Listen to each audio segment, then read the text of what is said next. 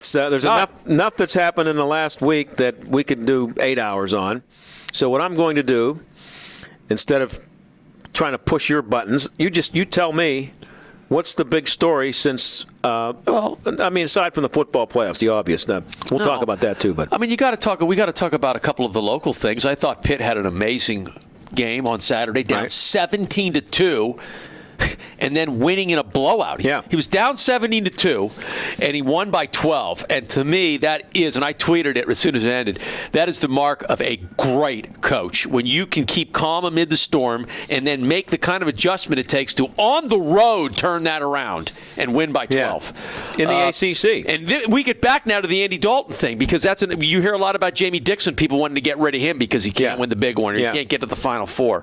But that this guy's a special coach. I mean, and to me, Jamie Dixon is the best coach in Pittsburgh. Now, I would put the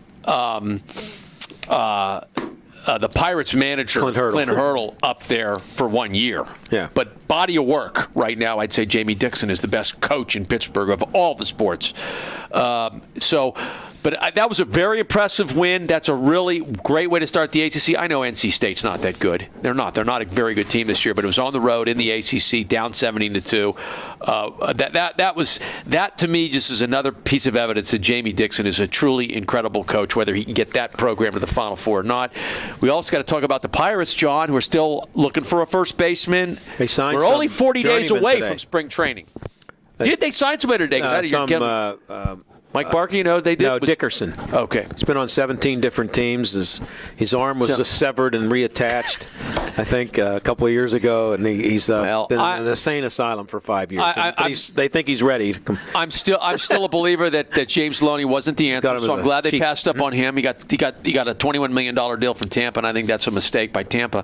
I still say Andrew Lambeau. He had 32 homers in the minors last year. Let's give the kid a shot. I don't have a problem going to spring training with Andrew Lambeau and Gabby Sanchez at first.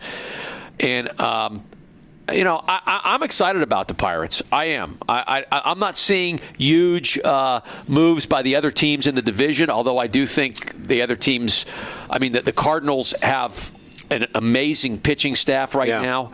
And I don't think the Brewers are going to be any better. And I don't think the Cubs are going to be any better. We'll talk about this a lot more when we get closer. But, the way I look at it is 94 games was just barely enough. They got a one-game play-in for that. Right, but they got it. No. I'm not taking anything away from what they did. I'm saying this year, will 94 be enough? And will they? Can you look at this team and say they can do that again? They can win 94, 95, or 100. I think with the pitching staff, they can if they. And let's see what they do with Jamison Tyler. And this Tyler Glasnow, again, this kid that was phenomenal in the fall. Hopefully they give him a good look in the spring. I'm interested to see how he does in the spring. And it's spring training's coming up for them. The other thing you got to talk about is the Penguins and how red hot they are. Another great win for them. You mean? I still do. No, if they don't win the playoffs. The proof of the pudding is going to be in the playoffs, and I'm telling you, John, if they get the New Jersey Devils in an early round, watch out. Mm-hmm. They get the New Jersey Devils, which is a possibility. Like in the first round, it could be over really fast because Bilesma cannot win in New Jersey. The numbers back that up. He can't win in that place. Yeah, well, that's his Achilles heel right now is the New Jersey Devils. He doesn't want to see the New Jersey Devils. But that goes for the whole team. Everybody's happy with the 12 games and winning streak at home and blah blah blah, and Crosby leading the league and blah blah blah, and Malkin coming back. Nobody cares until April. So that's just the way it is. That's the way it's going to be. Well, Coach, players. I'll tell you what. I think it is. Team. I think that.